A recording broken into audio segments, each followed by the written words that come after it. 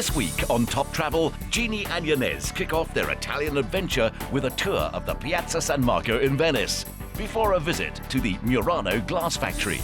Later, Jeannie discovers the fine art of lace making, before she and Janez head to London by rail on the Venice-Simplon Orient Express, followed by a switch to the British Pullman.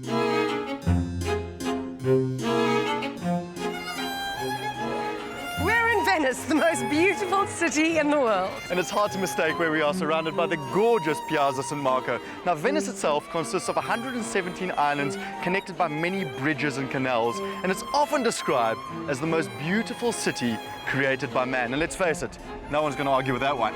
I'm so deeply fascinated by the city. It's my first time here.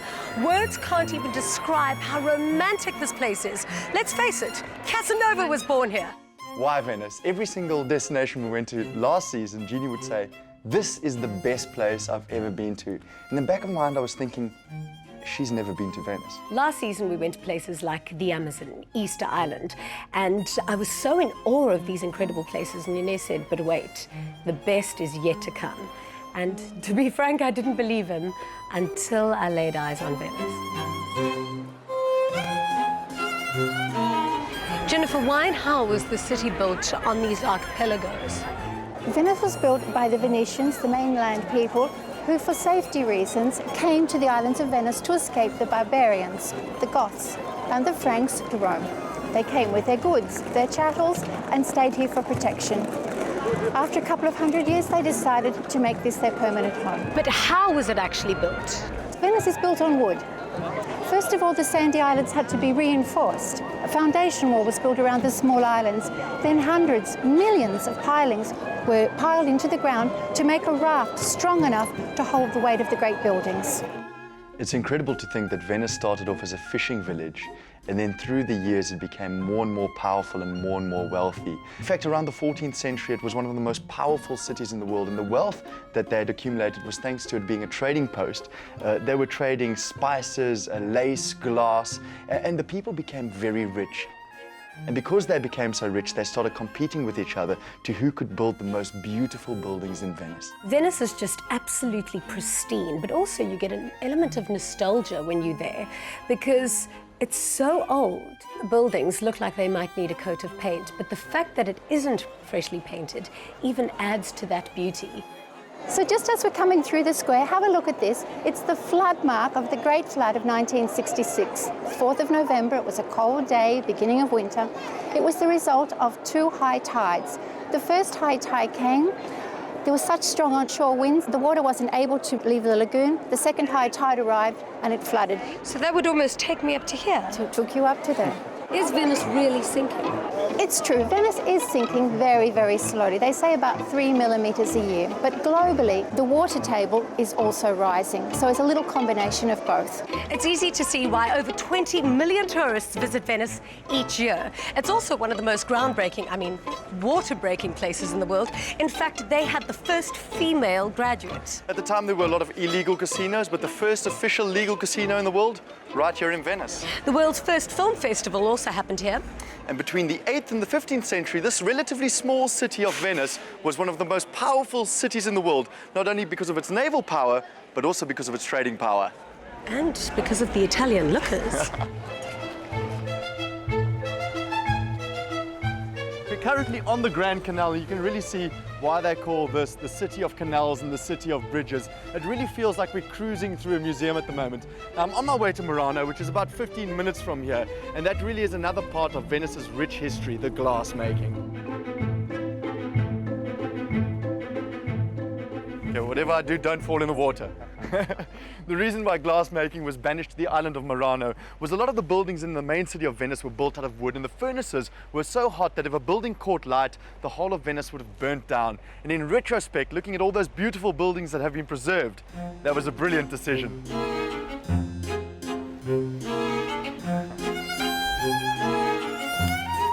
From 1291 onwards, the Murano master glass blowers were like prisoners in a gilded cage. They weren't allowed to leave the island to keep their trade secrets safe. They did have certain privileges, however. Their daughters were allowed to marry the richest Venetians. They were allowed to carry swords, and they weren't prosecuted. But what makes this glass stand out? There's a famous saying that goes, how long does it take to make a Murano vase? 20 minutes and 40 years. Piero, I've never seen glass designs quite as magnificent as this, but especially the colors, they're so intense. Yes, Janez, we're famous for colors, and especially bright colors. You guys have got such a fantastic heritage here. The glass blowing dates back to the 12th century. Are you still using the same techniques now than you did then? Still the same techniques, so handing down from father to son and generations to generations. We still have 12 families working the same objects. What are some of those famous techniques you guys use? Well, we are famous for blown technique, creating beautiful light glasses for wine and, you know, water as well. Very light, high quality, very transparent, or with beautiful ideas of colors like tubes and sticks fused around the surface, creating beautiful contrast. And the tools you use, are those modern tools or also the same that you used in a bygone era? Still the same. So if your father was using those tools, making the same sculpture, you will use those tools, creating the same. Okay, and they are very, very, very old, like 100, 200, 300 years old. If you take a look in this bowl over here, I've got silica, which is basically sand, very fine sand from France. Originally, it actually came from the Middle East. Now, it's putting that into the furnace, heating it up to about 1100 degrees. Honestly, I'm 2 meters away and I can feel it burning on my face. So we're making an Italian stallion today. Okay, now's when we have to move very quickly because this cools down. So apparently, in 75 moves, he's going to turn this into a horse. How he does this, I don't know, but apparently it takes 40 years to become a grandmaster, and that's a lot of time to learn how to make this. Wow. Wow. That's incredible. Is that it, basically? That's it? Wow. That's how hot the glass is. There you have it, an Italian stallion. I cannot believe how quickly that took to make. That was incredible. What a skill. It's hard work. I'd never in my life been to a glass blowing factory. And actually seeing work gets done was truly fascinating. Okay. Was I blow into here? Oh.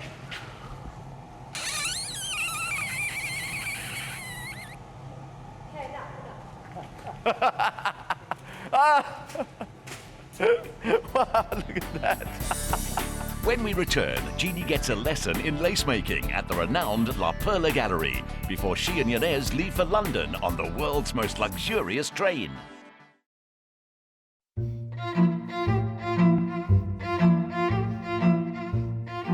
Burano offers a very different pace to Venice. In fact, this is the life of the fisherman's lagoon, and it's absolutely beautiful. The reason why all of these houses are different colors is because the fishermen would go out during the day and their wives and lovers would stand by and wait for them to come home. But they wouldn't know which one was which. So they painted the boats to match the color of their houses so that the woman would be able to easily spot their men. Burano is a very simple and timeless little fishing island just off the main town, and it's incredibly beautiful, but you can see that life there was a lot less extravagant and a lot less wealthy than what it was in the main city. With the men out to sea, the woman had to do something.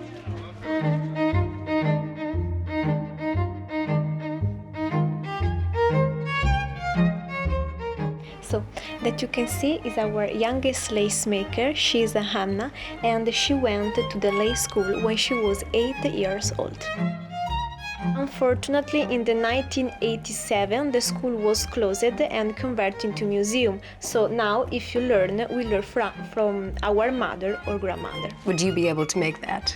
No, just a little bit. One of the myths behind the lace-making traditions in Burano is that one of the fishermen went out to sea and there was a sea siren, a beautiful mermaid, and she tried to seduce the fisherman. And he was having none of it. He was so completely in love with his woman back home.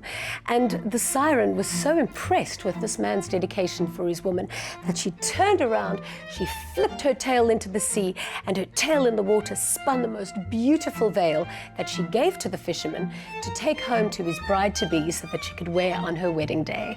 And all of the other women in the fishing village were a little bit jealous and so in awe of this beautiful veil that they tried to sew delicately with the finest yarn to try and replicate it. Burano lace has 7 different stitches, so to complete the piece there are 7 different women, and each woman is specialized in only one kind of stitch.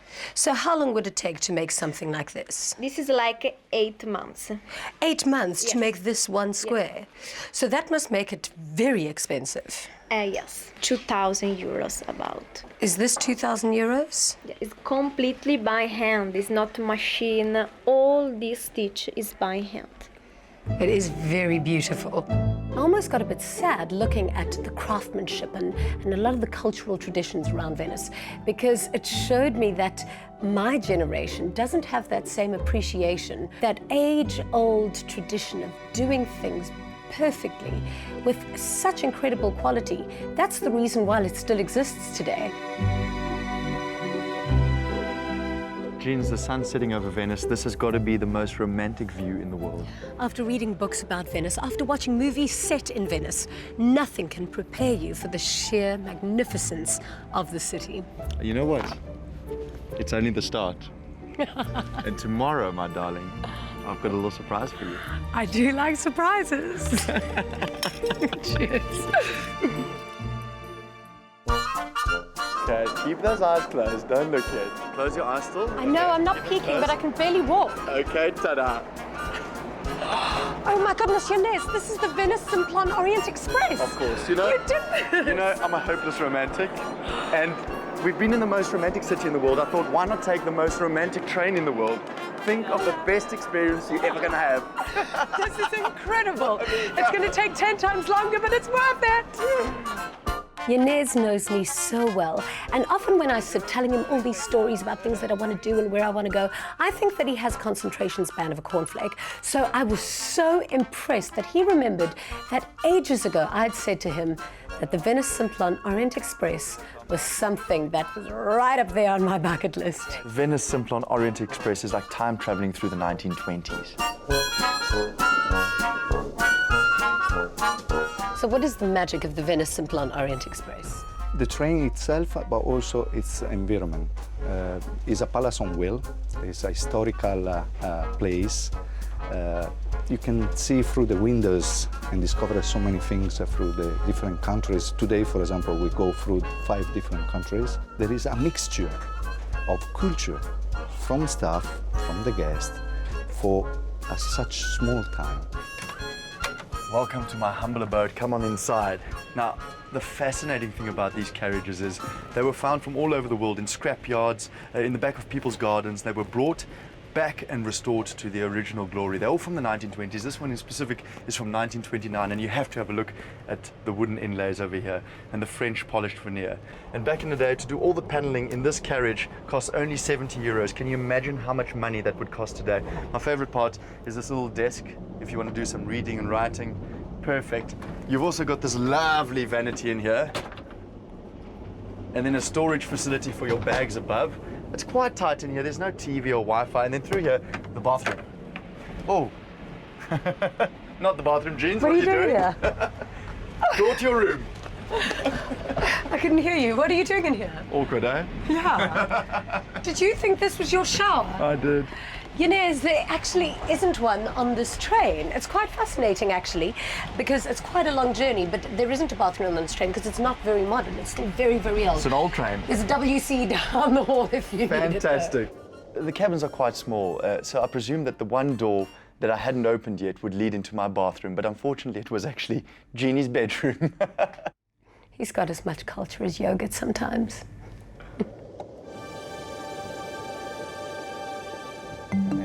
Now let me show the map. This is the 12 countries that we go through the season. And actually on this journey, we left Venice through the rail line, Albert Pass, Verona, Brenner, Innsbruck. We're taking the rail line south of France, through Belfort, Paris, and then Calais. How do we cross the English Channel? The English Channel will be a small transfer by coach from Calais through the tunnel by Eurostar. You reach Folkestone, and then you will join the British Pullman on the way to Victoria Station. Great. This is such a brilliant mystery. I can't put this book down. I've never read it before. It's called Murder on the Orient Express by Agatha Christie. Now, in 1929, she was actually on this train and she was traveling from Istanbul to Paris. Now, just outside of Istanbul, she got stuck in a snowstorm for 6 whole days, and that occurrence was the inspiration behind this brilliant book. Hi, Thibault. Hello. How are you? Good, thank you. This isn't a steam train, so what are you doing? I'm just lighting my boiler to have the hot water running into the carriage. So, well, one for the hot water and the big one for the heating system. Isn't there a modern way to do that? Well, we could, but we're also looking for to keep the train as it used to be, like kind of traditional in the old time. Certainly, it's an extra task for us, but at the end, it's an extra pleasure also for the guests. You know, the smell of the wood, the smoke outside, it just really gives an extra dimension to the train. I just want to set the mood for you from the 1920s. On board this train, you had anything from aristocrats to politicians to actors to actresses, even spies, all in one very contained environment, watching each other with nowhere to run. Jeannie, you look absolutely gorgeous. Lady in Red. Thank you very much, Janez. I've ordered us 2 cocktails, the Guilty 12. That's so smart. The only mystery I'm interested in right now is what's in it. Oh, the Guilty 12 is made with 12 different ingredients, like 12 characters being involved in the Murder on the Orient Express by Agatha Christie. I premix 11 ingredients in this little bottle to keep the secret. And then I top with champagne. Cheers. Thank you. To the Guilty 2. Now we've got to ask who done it. Next up, the gastronomical journey continues on the royal family-approved British Pullman. And later, Janez heads to the green city of Copenhagen.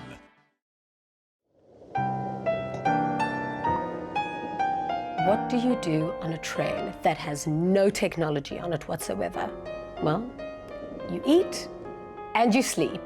And oh boy, did we eat. The train simply is all about food. You don't stop eating. And it's the most wonderfully prepared food in the world. And you'd never expect to get food of that quality on a train. Fillet of lamb with ginger and mango, and polenta with mushroom, zucchini and eggplants. It looks magnificent. Thank you very much. Bon appétit.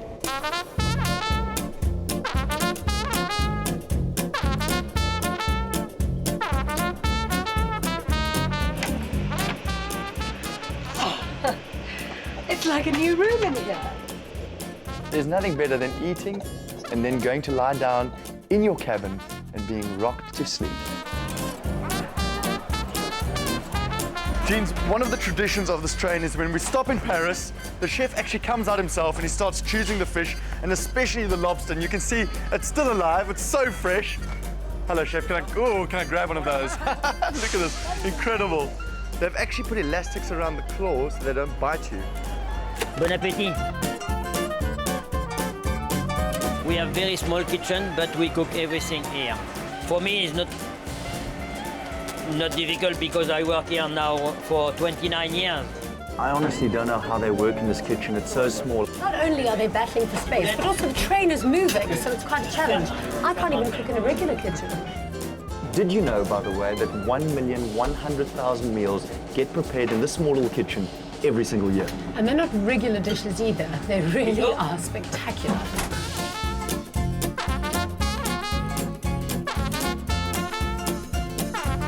A car drives, a ship sails, a train travels, and I am going to be rolling off this train after this meal. This lobster looks kind of similar to the one I was holding earlier. Do you think it's him?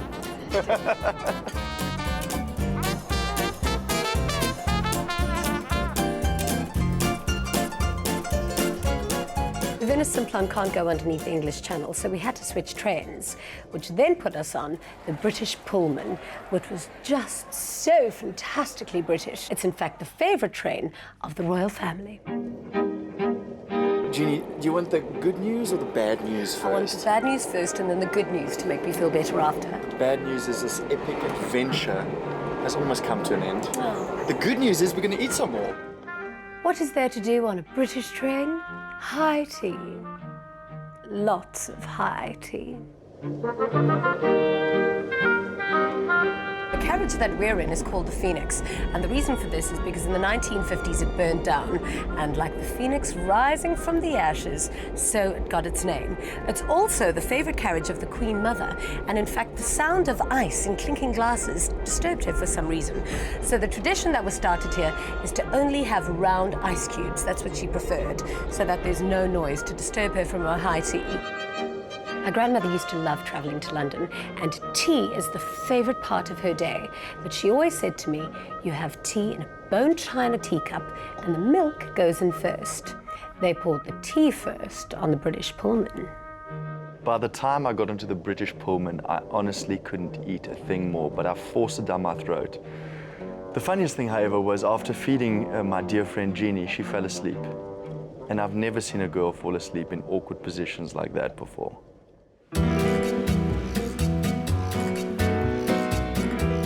Finally, we've arrived at the lovely Lancaster, London. We're also going to be parting ways here because I've got to go back home to Cape Town for some work commitments.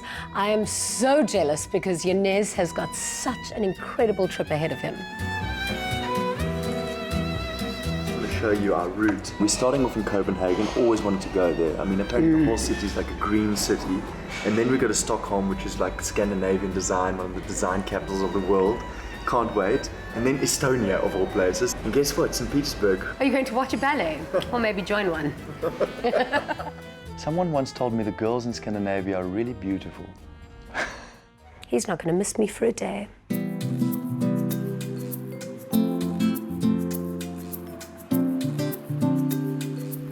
My Scandinavian adventure starts right here in the Danish capital of Copenhagen, considered one of the greenest cities in the world. In fact, the city is so green that 40% of its people go to work on bicycles. 45% of the food eaten is organic. And in fact, this bottled water has been hiked up in price because the government wants its people to drink its clean tap water. No wonder this is considered one of the most livable cities in Europe.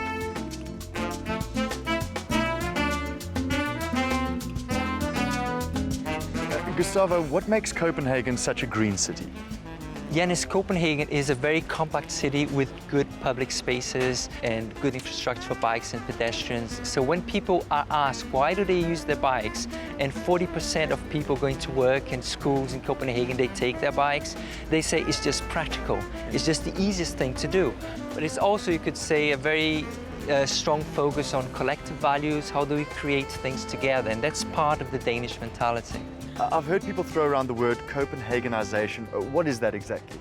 Copenhagenization, Janez, is about taking these values that have been developed in Copenhagen, that is focusing on good urban life and good urban space like you see here around the Playhouse. This has been kind of exported to other cities. So we've seen Danish companies going to New York and turning Broadway into a pedestrian street. That's very much, this export of these values. That's what Copenhagenization is about. Next week on Top Travel, Janez further explores eco-conscious Copenhagen before moving on to Stockholm to tour the Royal Palace and a quirky hotel. He then embraces his inner Bjorn Borg underwear model and discovers the delicacies that lie below the deck of the Costa Fortuna.